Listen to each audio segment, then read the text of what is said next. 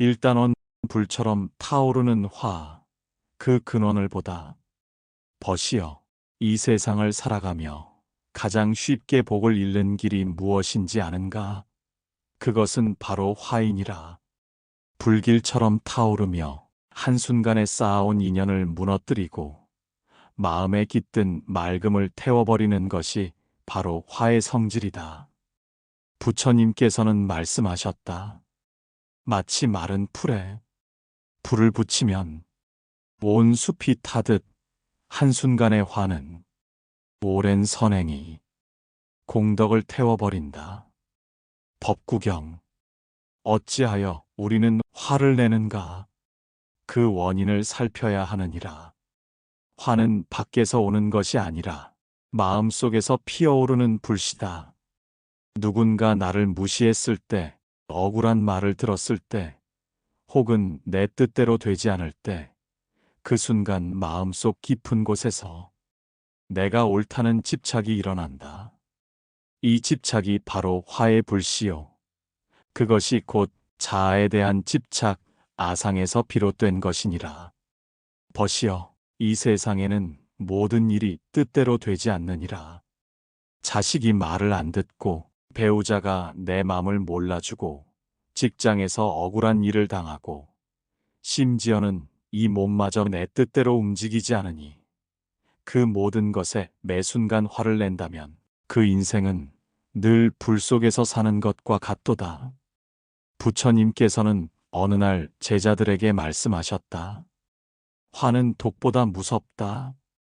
독은 육신을 해치지만 화는 수많은 생을 따라가며 복과 지혜를 없앤다. 이 말을 들은 안한존자는 묻거늘 세존이시여 어찌하면 이 화를 다스릴 수 있나이까? 하니 부처님께서 말씀하시기를 화를 없애려 하지 말고 먼저 화의 뿌리를 보는 지혜를 닦아라. 중화함경. 벗이여, 화는 억지로 참는다고 사라지는 것이 아니니라. 입꼬리는 웃고 있어도 속은 부글부글 끓고 있다면 그 화는 언젠가 또 다른 모습으로 폭발할 것이다. 참는 것이 아니라 화의 근원을 알아차리는 것이 진정한 수행이니라. 이를테면 아이가 말을 듣지 않을 때 왜 저러지? 라고 외부로 화살을 돌리기 전에 지금 내가 화가 나는 이유는 무엇인가? 하고 자신을 들여다보는 것이 첫 걸음이다. 그 순간 내 말이 통하지 않는다는 서운함, 내가 이만큼 했는데 라는 기대, 부모니까 당연히 따라야 한다는 아상이 드러나리라. 그것을 보는 순간 화는 줄어들기 시작한다. 왜냐하면 화는 무지에서 생기기 때문이니라. 알아차림이 생기면 무지가 줄고 무지가 줄면 화는 사라지느니라.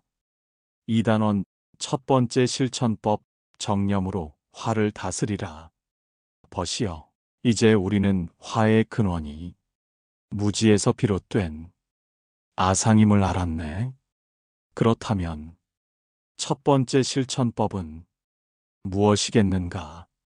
바로 정념, 즉 지금 이 순간의 마음을 알아차리는 힘이니라.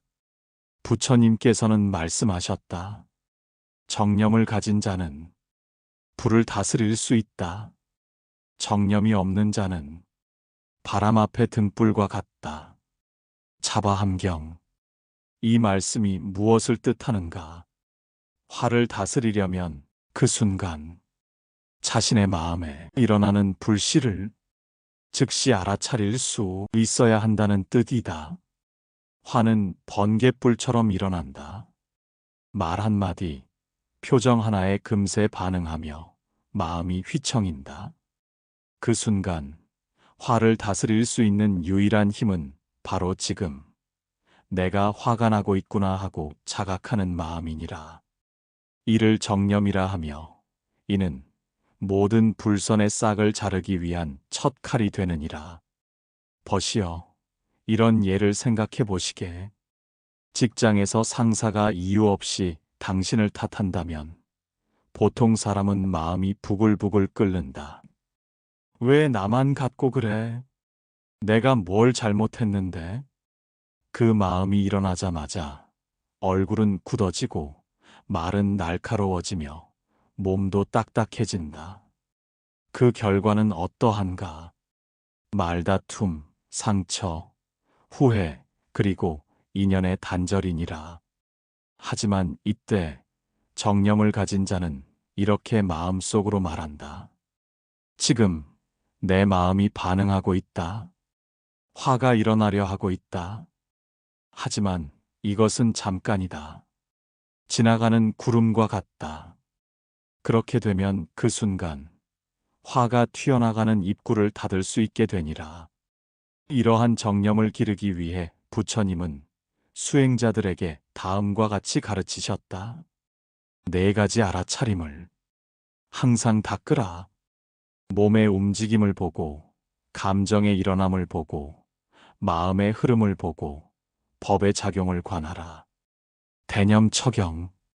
이 말씀은 일반인에게도 매우 유용하니, 걷는 중에도, 말하는 중에도, 일하는 중에도 내 마음이 어디에 가 있는지를 자주 살피는 습관을 들여야 하네. 예를 들어보자. 아이에게 공부 좀 해라 하고 말했는데, 그 아이가 귀찮아라고 퉁명스럽게 대답했을 때 마음에 욱하는 기운이 올라온다.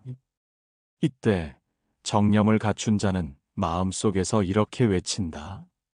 지금 내 기대가 무너졌구나. 내가 아이를 조종하려 했구나. 내 뜻대로 안 되니 화가 나는구나. 이렇게 화의 실체를 있는 그대로 바라보는 것이 정념의 힘이요. 화를 다스리는 지혜의 시작이니라. 정념은 하루아침에 생기지 않는다. 하지만 매일 짧은 시간이라도 자신을 살피는 훈련을 한다면 그대의 마음은 더 이상 쉽게 타오르지 않을 것이고 화를 내더라도 훨씬 빠르게 돌아올 수 있게 되리라. 벗이여, 화는 억제할수록 깊이 숨는다. 하지만 알아차리면 그 자리에 연민이 싹 튼다. 정념이란 곧 자기 자신을 자비롭게 바라보는 첫걸음이요. 화가 아닌 이해와 인내의 씨앗을 심는 수행이니라. 3단원 두 번째 실천법 자비심으로 불을 끄라. 벗이여. 정념으로 화의 불씨를 알아차렸다면 이제는 그 불을 끄는 자비의 물줄기가 필요하네.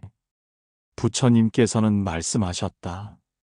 원한은 원한으로 끝나지 않으나 자비로서 사라지나니 이것이 영원한 진리다. 담마파다. 벗이여. 화란 원한의 씨앗이요. 자비란 그것을 녹이는 햇살이라네. 화를 내는 자는 대부분 상처를 입은 자요. 자신이 무시당했다고, 억울하다고, 혹은 인정받지 못했다고 느끼는 자이네. 그대가 누군가에게 화가 났다면 그 화의 바탕에는 기대, 실망, 아픔이 깔려 있지 않던가. 예를 들어보세. 벗의 아들이 늦게까지 게임을 하고 공부는 하지 않는다. 몇 번을 말해도 소용이 없다. 그때 벗은 속이 터지고 화가 나지 않는가. 하지만 그 화의 밑바닥을 들여다보면 이런 마음이 숨겨져 있을 수도 있다.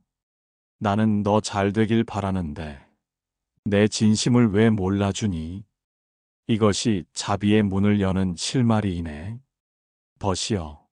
부처님은 자비를 단순한 감정이 아니라 마음 수행의 가장 높은 경지라 하셨네.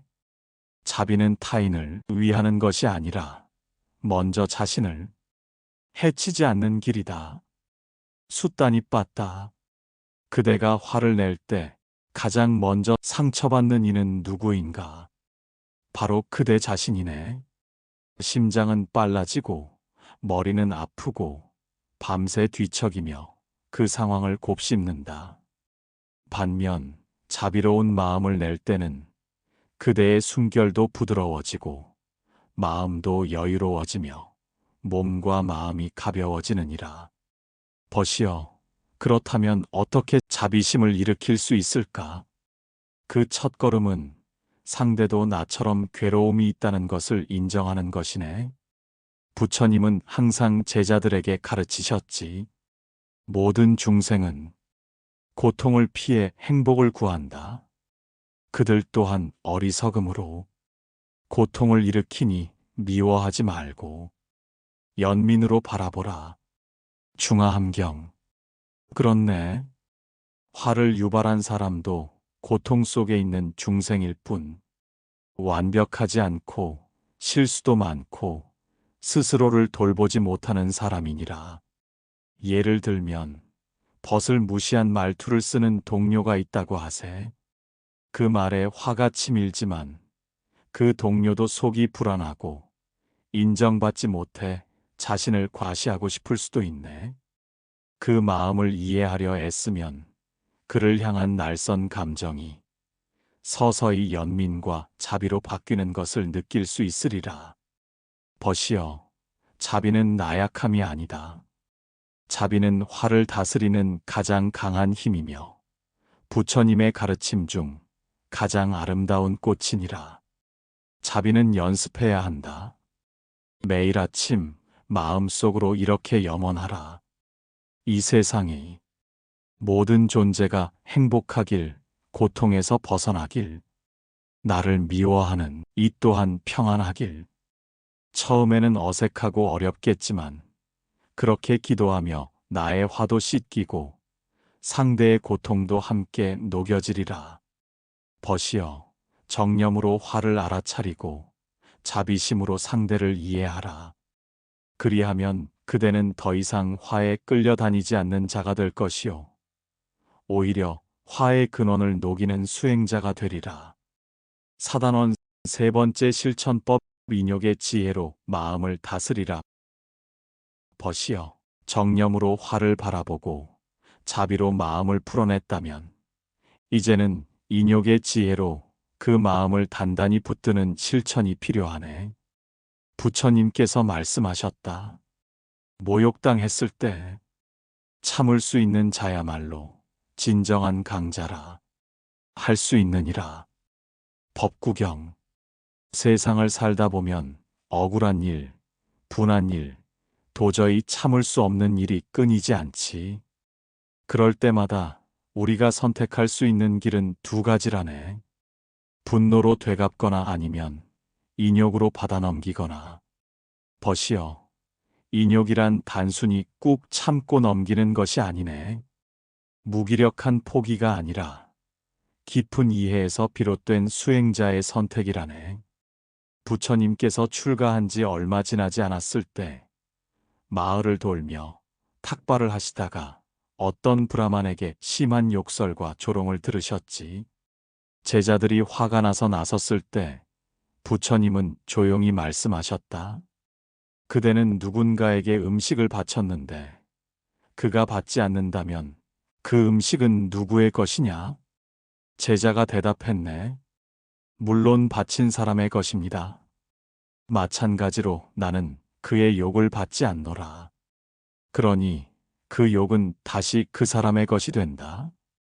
벗이여, 이것이 인욕의 지혜이네. 남의 말과 행동에 내 마음을 내어주지 않는 지혜. 인욕은 참는 것이 아니라 내면에서 요동하지 않는 안정된 중심을 만드는 것이네. 벗은 혹시 이런 경험이 있지 않은가? 자식이 말대꾸하고 버릇없이 굴 때 속이 뒤집혀서 소리를 버럭 지르고는 한참 후에 후회가 몰려오지 않았는가? 그 순간에 인욕이 있었다면 벗은 자신의 중심을 지키고 자식에게도 말이 아닌 마음으로 전하는 가르침을 줄 수 있었으리라. 부처님께서는 말씀하셨지. 남의 잘못을 탓하지 말고 자신의 인내가 부족함을 보라. 숫단이 빠따.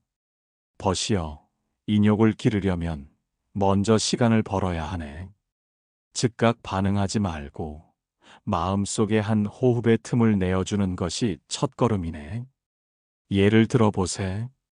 누군가 벗에게 거친 말을 던졌을 때 바로 응수하기보다 잠시 숨을 들이쉬고 지금 이 말이 나에게 어떤 영향을 주려 하는가 하고 스스로를 바라보라. 그 순간 화는 감정에서 지혜로 바뀌기 시작하네. 벗이여, 인욕은 약함의 상징이 아니네. 인욕은 강한 자만이 선택할 수 있는 길이며 화의 불을 끄는 마지막 그릇이라 할 수 있네.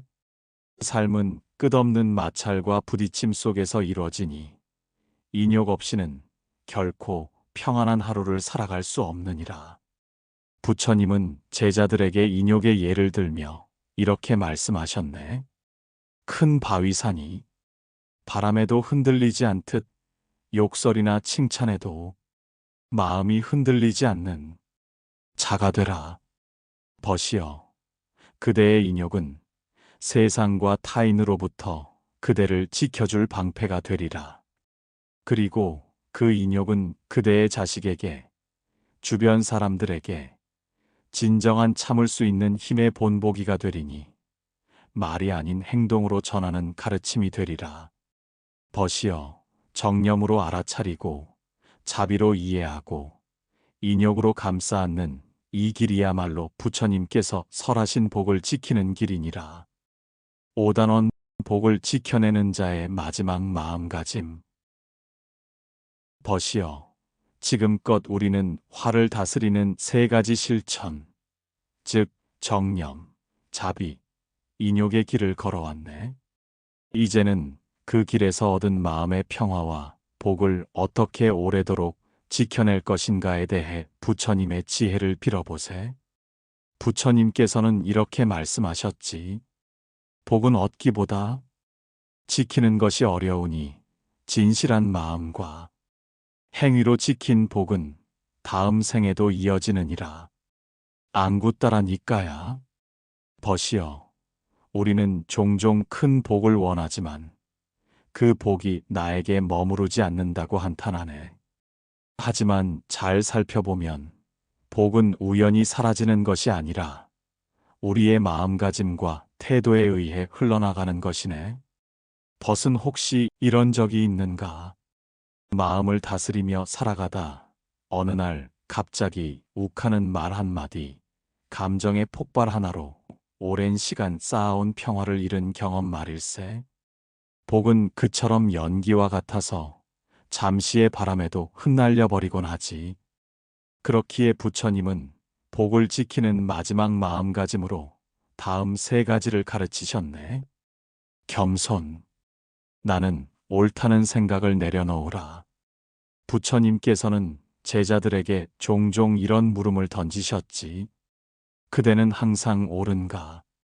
그 물음은 자만심에 빠진 제자들을 일깨우는 방편이었네. 벗이여, 복은 높이 오를수록 더 쉽게 떨어지네. 겸손은 복을 담는 그릇이요, 자만은 복을 쏟아버리는 구멍이라네.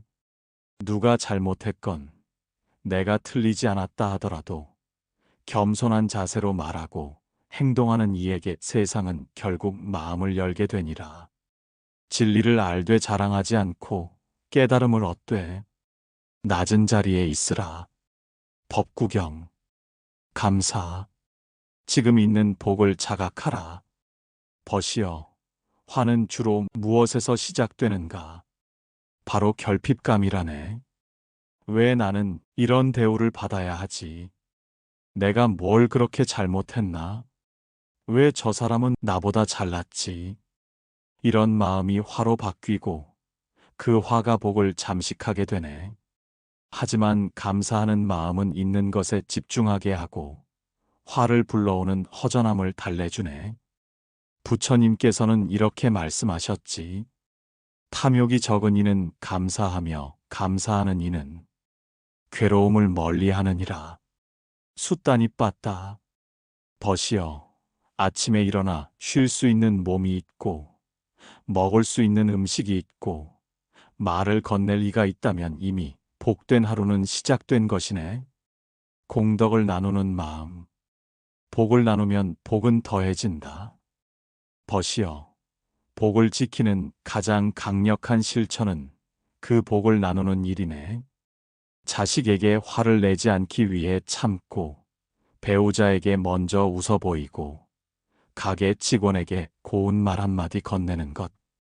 이 작은 나눔이 쌓여 그대의 삶에 더 큰 복으로 되돌아오게 되니라.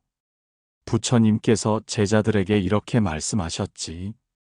시주한 자는 시주의 공덕을 받되 시주받은 이는 수용의 공덕을 얻느니라. 나누는 이는 복을 주는 것이요 받는 이는 그 복을 지켜주는 자가 되느니라. 벗이여, 작은 인내와 따뜻한 한마디, 마음을 다잡는 침묵 하나가 그대의 복을 단단히 붙잡는 실천이 되리라. 벗이여, 이제 우리는 화를 다스리는 3가지 실천과 복을 지키는 마지막 마음가짐까지 함께 걸어왔네. 화는 언제든 다시 찾아오지만 그때마다 우리는 정념으로 알아차리고 자비로 이해하며 인욕으로 감싸고 겸손과 감사로 복을 지키는 길을 걸을 수 있으리라. 벗이여, 이 수행은 오늘로 끝이 아니네. 내일도 또 다른 인연 속에서도 끊임없이 닦아야 할 마음의 공부이니라. 부처님께서 말씀하셨지. 그대는 그대 자신을 등불로 삼고 법을 등불로 삼아 길을 가라. 디가니까야. 벗이여, 이제 그대가 곧 복을 지키는 사람이며 또 누군가에게 복을 전하는 사람이라는 것을 마음 깊이 새기시게. 부처님의 지혜가 그대의 모든 날에 함께하기를. 나무아미타불. 마음이 조금은 편안해지셨나요? 번뇌하는 마음이 잠시라도 치유의 기회가 되셨으면 하는 바람입니다. 부처님의 말씀이 도움이 되셨다면 구독과 좋아요 부탁드립니다. 구독에서 알림 설정을 해두시면 새로 올리는 부처님 말씀을 먼저 만나실 수 있습니다. 늘 편안하고 행복한 나날이 되시길 부처님께 축원하겠습니다. 성불하세요.